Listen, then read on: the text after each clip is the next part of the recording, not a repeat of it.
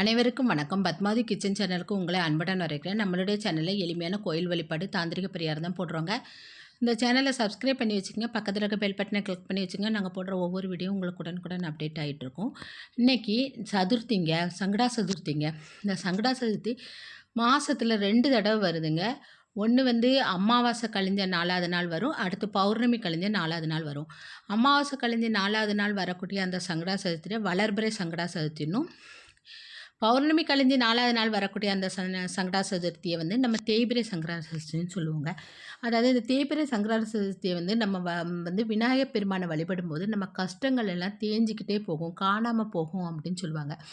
அது மாத்திரம் இல்லை, இப்போ கேது தோஷம் யாருக்காவது இருந்தால் கூட அந்த தோஷம் வந்து விலகிரும்.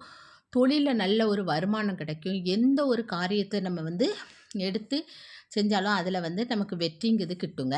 இந்த சங்கடா சதுர்த்தி நாளில் தான் பொதுவாகவே அனுமன் வந்து சீதையை கண்டார், தமயந்தி வந்துங்கிறவங்க வந்து நலனை அடைஞ்சாங்க அப்படின்னெல்லாம் நம்ம வந்து புராண கதைகளில் பார்த்துருக்கோம். இந்திரன், சிவன், ராவணன் இவங்க எல்லாருமே சங்கடா சதுர்த்தி விரதம் இருந்துதாங்க நல்ல பலனை அடைஞ்சிருக்காங்க.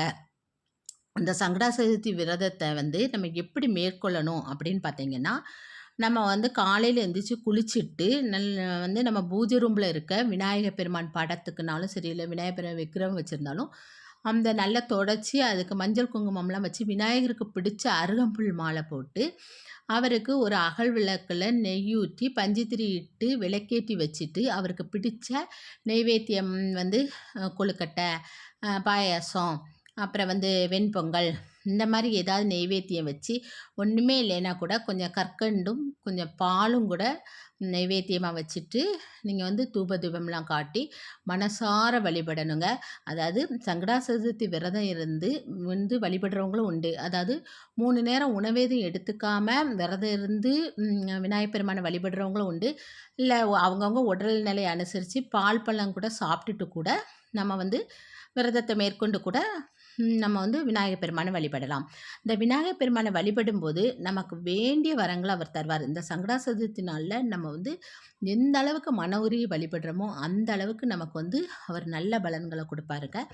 பொதுவாகவே சங்கடா சதுர்த்தி அன்னைக்கு நம்ம வீட்டில் பகல் பூரா இப்படி வந்து விநாயகர் பெருமானுடைய நாமங்களை சொல்லிட்டு வழிபாடு பண்ணிட்டு சாயந்தரம் பக்கத்தில் விநாயகருடைய கோயில் இருந்தால் அங்கே போய் அவருக்கு பிடிச்ச அருகம்புல் மாலை வாங்கி கொடுத்து ஒரு நெய் தீபம் ஏற்றி வழிபாடு செஞ்சுட்டு ராத்திரி வீட்டுக்கு வந்து நம்ம விரதத்தை அதாவது சந்திர பகவானை பார்த்து வேண்டிட்டு நம்ம விரதத்தை முடிச்சுக்கலாங்க. இப்படி தொடர்ந்து ஒரு 11 சங்கடா சதுர்த்தி விரதம் நீங்கள் மேற்கொள்ளும்போது நமக்கு வந்து வாழ்க்கையில் வந்து உயர்ந்த நிலை ஏற்படுது. நம்மளாவே கண்கூடாவே பார்க்க முடியுங்க. நமக்கு என்ன ஒரு துன்பம் வந்தாலும் இது நீங்கிரும்.